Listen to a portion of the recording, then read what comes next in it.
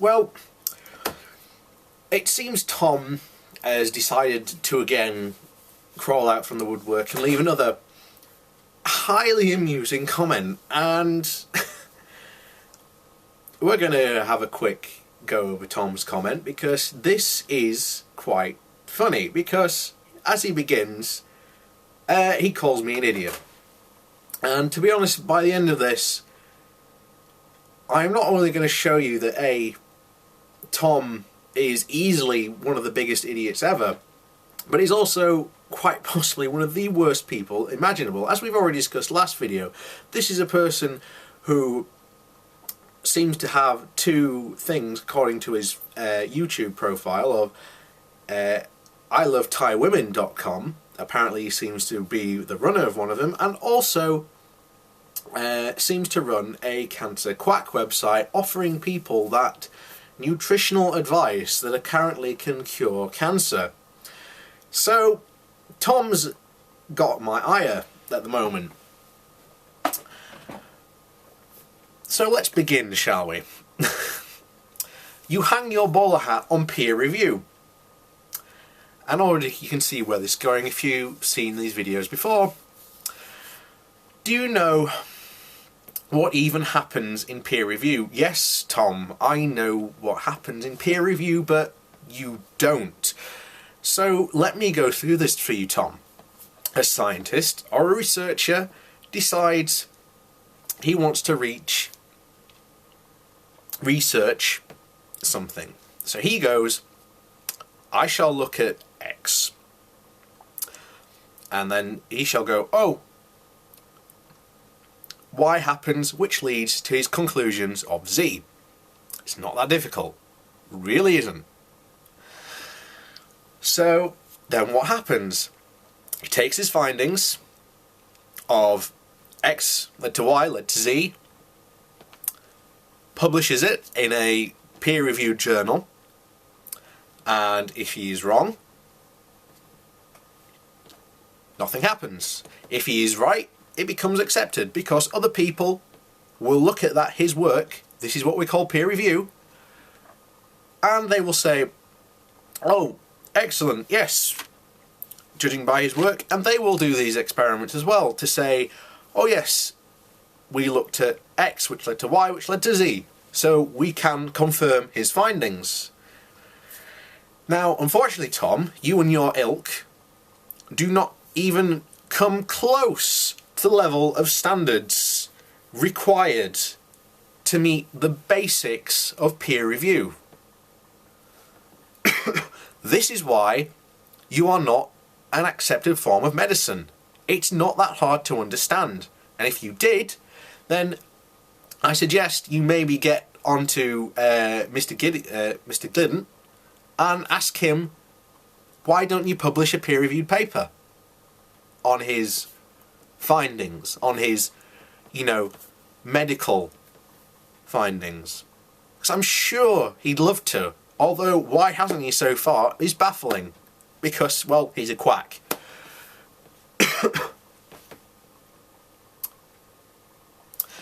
Okay, so he continues. Do you know where they come from? Yes. Scientists. Do you know who does the so-called peer review of the scientists? It's not that hard. And their authenticity. Well, peer review guarantees authenticity, because if some of the scientists find out, well, X doesn't lead to Y, leads to Z,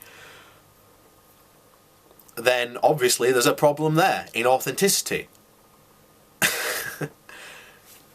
And maybe that result was wrong. Maybe he did the test wrong. Maybe there was a different variable involved. We don't know. But the problem is, if the majority of scientists do it and say that yes, X led to Y led to Z, and there's this one paper which says no, we didn't, the entire community is not going to go, oh shit, we better abandon this, because apparently X doesn't lead to Y, which doesn't lead to Z. They find out what happened. They study it, and then maybe they find out something new. Maybe they find out that under these different circumstances, something else happens, or that, you know, it doesn't actually lead to Z under these different types of circumstances. This is what happens in science. This is what happens in peer review.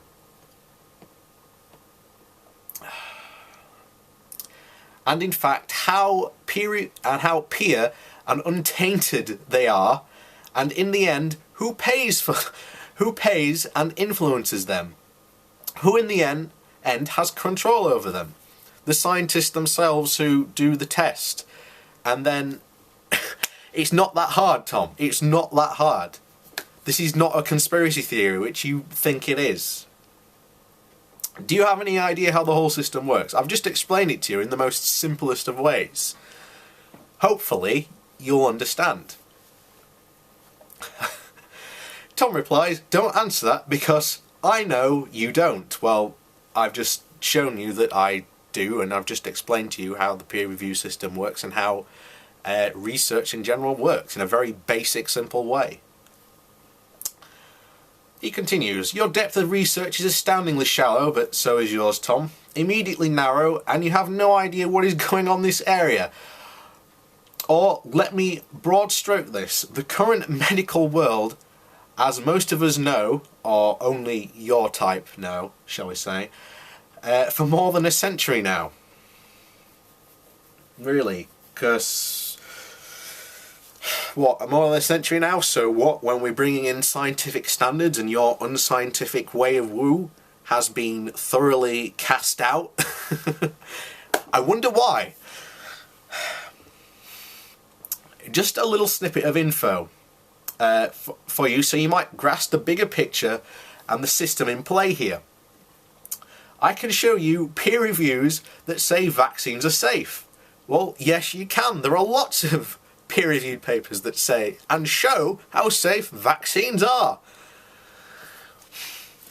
Tom replies, LOL, we absolutely know they are not, but there is money in them.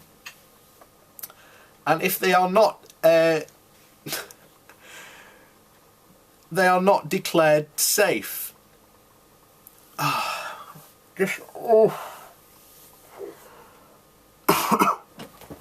Oh my, okay, you've just clearly seen how stupid this guy is, because this guy's an Andrew Wakefield believer. So, here's the thing, Tom. Because the whole Andrew Wakefield thing proves peer review works. It proves that people like Andrew Wakefield, who were paid by lawyers to do a study, to do links to autism,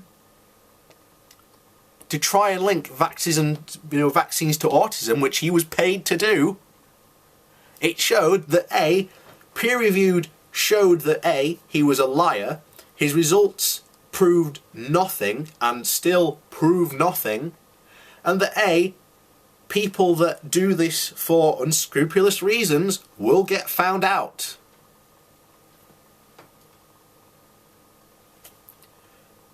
Because here's the thing, let's say his research worked. What would have happened?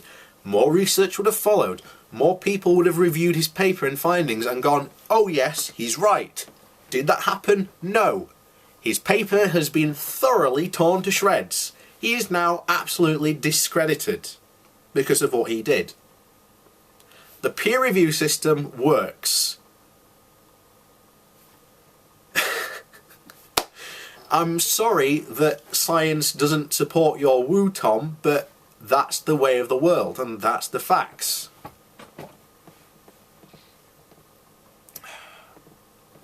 Okay, he continues. Trying to explain the system to you would be stopped by the vacuum of knowledge that you display in your original argument and your follow-up answers, so I will not waste more time here on it. Well, you don't even seem to know what you're talking about, and as I've just said, your original argument, the entire Andrew Wakefield thing, just disproves the last 3 paragraphs we just read through. Go back, brackets, yes, research, and find out what has happened to people who you say write papers and submit them to medical journals. Well, in the case of Andrew Wakefield, you get found out. If you don't, then you go on to, change science. You affect the course of, scientific endeavours. You save lives. You discover new discoveries. That's what happens. I love it. He puts again in brackets, your only measure of proof, LOL.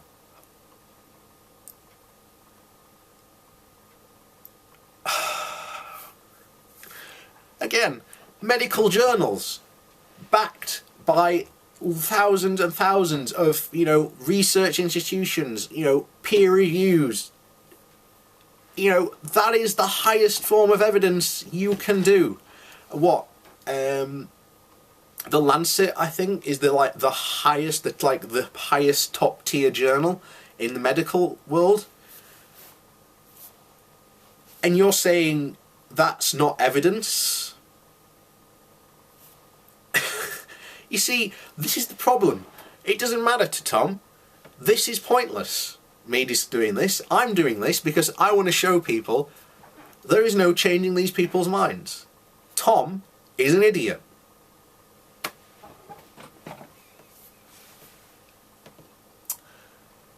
Where did he continue off? Yes. That does not toe the pharmaceutical line. Please tell me how you get on. Well, pharmaceutical companies have no power in peer-reviewed journals. All the journals are independent from pharmaceutical companies. There is no pharmaceutical or big pharma conspiracy, Tom. I'd hate to burst the bubble for you. Well, actually, I'd like to burst your bubble for you.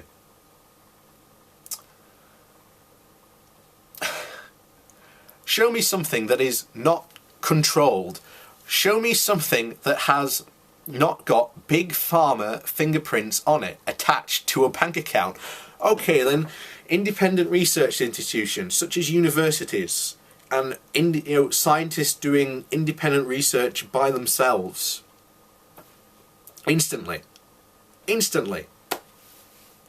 Or how about, again, the GeoMath paper by one Mr. Noakes, who was personally funding the paper and personally funding the research to try and show that GeoMath had some positive effects to curing cancer. And oh look, the paper was retracted because A, it couldn't stand up to its evidence of proof, and B, it showed that GeoMath didn't work when it was peer reviewed. Looks like peer review does work, Tom. You might learn something and have a basis for argument. I'm sorry, Tom, at the moment you're the one that doesn't have a basis for argument at all in this case. At the moment, you are so devoid of anything worth debating over, we'd have to squash the thousands of arguments you would throw up with random hope that something you would say would have merit. I'm sorry, Tom, everything I've said so far has had merit to you in this video. You're the one that is not willing to accept because you're the one that has been absolutely washed with woo. Again, there's no other way to put it. If you want to have a debate with me, then by all means, let's have a debate. I am up for having this debate, but I tell you now, I will not be the one that is throwing thousands of arguments at once, because already there's no point me continuing. I've already shown you A, do not know how research and peer review works. I've shown you two cases, the Andrew Wakefield case and the GeoMath case, two prime examples of what you claim the pharmaceutical industry is doing, that peer review has shown that they are false and that there was a monetary value attached to it, as you say. So, what are we debating, Tom? Because so far, you're the one that has shown arguments that have no teeth to them at all. Where are we? Have merit, yep. And then having to spend time advising you why it is not so, and then cross our fingers you might understand. Well, I'd have to spend that time advising you because, again, people like Tom here are that deep in that there's no explaining to them, because they have their worldview that Big Pharma is this evil thing, and of course Tom himself is a publisher and writer and has money riding on this, because obviously if he discredits someone from, you know, the Big Pharma, then they're going to spend money on his product, which is, again, unscientifically proven. Again, Tom, why not publish your little findings that you've done in your thing? In your little book you've written? Why not, Tom? It's free to do.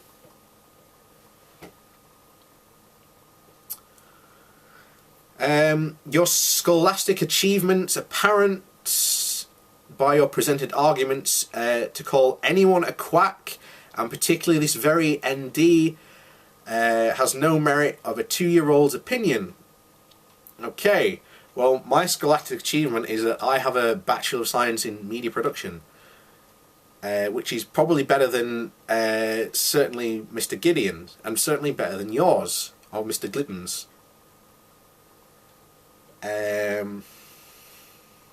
Again, I've presented at least a couple of arguments in this video, Tom, that you are going to disagree with me. I've so far shown that A, you don't know what the hell you're talking about in 2 videos now. Again, let me quote this ND you call a quack, because it is so apt in your situation. It's okay to have your own opinion. Yes, it is. It's okay to have your own opinion when, unfortunately, it's the wrong opinion and contradicts everything that we know to be true. But not have your own facts. So it is okay to have your own opinion, but not your own facts. Well, unfortunately, Tom, I have just demonstrated, A, you do not have any facts at all. So far you've done 2 lengthy comments to me showing nothing. Again, I've talked about them, I've disproved them. You know nothing about what you are talking about. Again, if you want to have this debate with me, by all means. But I tell you now, it will not end well for you.